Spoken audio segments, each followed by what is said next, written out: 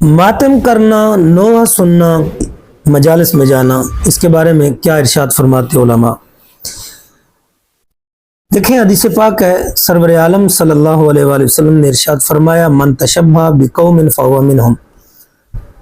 ماتم کرنا، بال نوچنا، پیٹنا، یہ حدیث پاک کی روشنی میں ویسے بھی حرام ہے۔ نوحہ کرنا، نوحہ سننا، نوحہ کرنے والیوں کو جہنمی قرار دیا گیا۔ اسی طرح بد عقیدہ لوگوں کی مجلس میں جانا جس سے عقیدے میں بگاڑ پیدا ہوتا ہو اور گستاخیاں ہوتی ہوں، تو یہ ساری چیزیں، ان چیزوں سے منع کیا گیا ہے۔ لہذا اپنے آپ کو، اپنے ایمان کو، اپنے عقیدے کو بچائیں۔ ایسے لوگوں کی مجلس میں جانا جہاں سراسر بد عقیدگی ہو اور گمراہی ہو، وہاں پہ جانا، اسپیشلی ان لوگوں کی صحبت اختیار کرنا، یہ اسلام کے اندر جائز